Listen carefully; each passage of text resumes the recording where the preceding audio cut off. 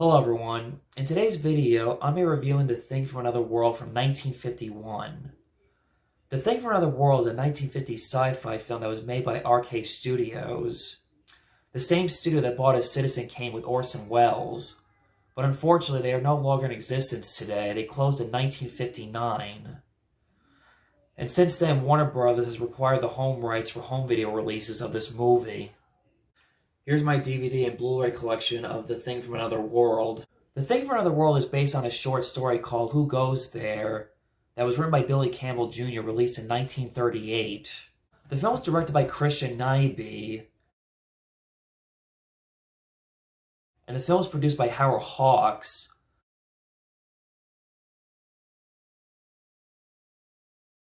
But it's very debatable on whether or not he directed this film or not. Because back in the 1930s, 40s, and 50s, he was considered the Stanley Kubrick of his time because he directed multiple genres. He directed comedies, westerns, and film noir films. It was also produced by Edward Lasker. The screenplay was done by Charles Lederer and Ben Height. The film stars Margaret Sheridan, Kenneth Tobey, Douglas Spencer, Robert Carnwaith, and James Arness. The film was released on April 27, 1951.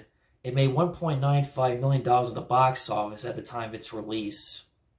The Thing from Another World is about Dr. Carrington, a scientist, who discovers a UFO that lands in his research base in the North Pole. The Air Force sent a team, Captain Patrick Hendry, to investigate. They find a wrecked spaceship and an alien UFO covered in ice. They bring the alien UFO back to the base. Dr. Carrington and Captain Hendry have a disagreement on what to do with the alien.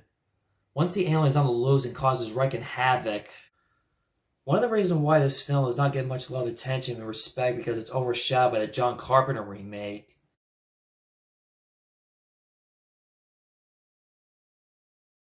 And it's more suspenseful than a body slasher film, or a gross out special effects kind of movie. It also doesn't focus much on the alien. I'll admit, I do like the John Carpenter remake better, but as I've gotten older and rewatching this film has grown on me and I've learned to appreciate it more as I've gotten older. This is a movie that should not be dismissed, and it's a classic in its own way. Another reason why this film is let down because the film is in black and white. Modern day audiences do not like watching black and white films. They would rather like watch the remake and skip the 50s black and white film, thinking that it's like some sci-fi cheesy B-movie, where that's really just like not the case with this movie at all. The 1980s remake, The Thing, was a really good example of a good remake. It was more of an action-packed, gross-out special effects kind of film. This movie was the start of the decade of alien invasion sci-fi films, of movies like The Day the Earth Stood Still, which came out the same year. The difference is the aliens don't want war, they want peace. The War of the Worlds, Invasion of the Body Snatchers, The Blob, and so many other good alien sci-fi invasion films in the 1950s. This film is also resized as another example of like the Cold War, the fear of communism, McCarthyism. Just like The Day the Earth Stood Still, I love the music to this movie. It's scary, chilling, and creepy. I love the scene when they find the UFO. It kind of reminds me of like Captain America to some degree, but that's a different story.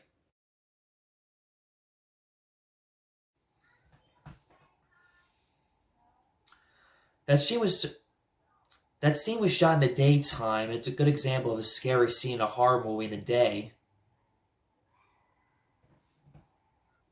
The dialogue in this film can be overlapping at times. Like, for example, you'll have a character talking and then the other character will like interrupt that person. Like, whenever Captain Hendry is trying to say something, trying to make a suggestion, Dr. Carrington interrupts him. The film is very humorous at times, but it's not very cheesy as it sounds, like most like 50s sci-fi B-movies.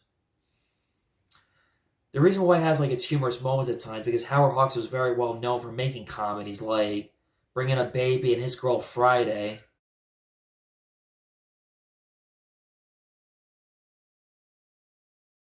Unlike most movies, this is one of the few times like where there's like no big major like stars in this movie.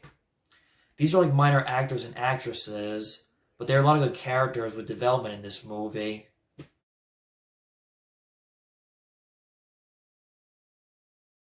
Captain Hendry is a very likable character, very sympathetic. He goes by the book. He wants to make sure everyone is safe and protected from the alien, wants to destroy the alien, make sure nothing bad happens. His relationship with Nikki, but it's okay, but it's really like nothing special.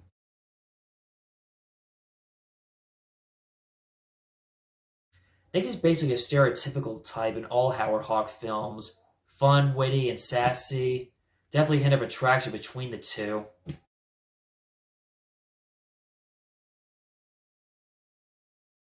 The biggest jerk of the film is Dr. Carrington. He's a bad guy, but he doesn't really like kill anyone or let people die, just like all scientists. His word takes over his life, and he wants to study the alien and learn about where it came from. He's also not thinking smart, thinking that the alien could be good, where the alien is actually bad.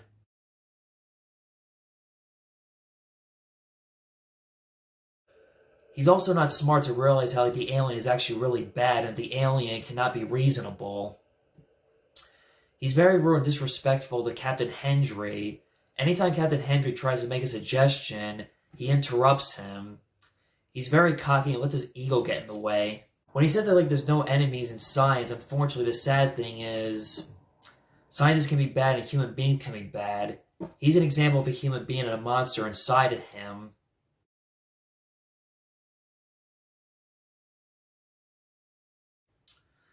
James Harness is the monster. I think that the look is pretty cool at times, but I will admit, the monster-like outfit is a little bit outdated at times, but still pretty cool.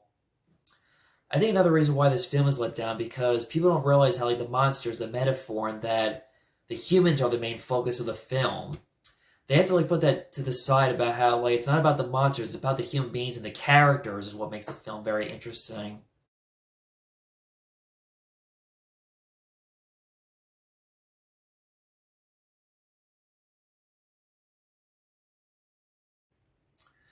Even James Harness admitted that he did not like the look of the monster, thinking that it looked like a big giant carrot, that he missed the premiere of this movie when it came out. I'll admit, for me personally, I saw the remake first before I knew about the original as a teenager, not knowing that there was an original. But sometimes that's not the worst thing. Sometimes it's not the worst thing to show the remake is pretty good. You gotta start somewhere. Then eventually you can introduce yourself to the original to see where it all started. This is my advice to all of you. Watch the original and the remake back to back and decide in your own opinion on which version you liked better.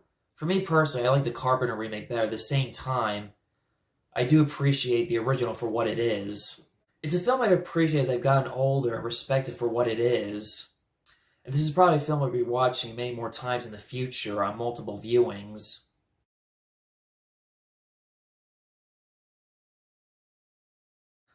In the near future, I'm going to do a series of videos on talking about which one did I like better, the original or the remake.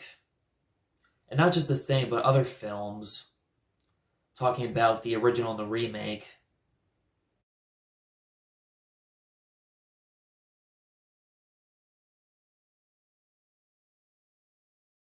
The line "Keep Watching the Skies" is probably one of the greatest lines in the history of cinema and sci-fi films.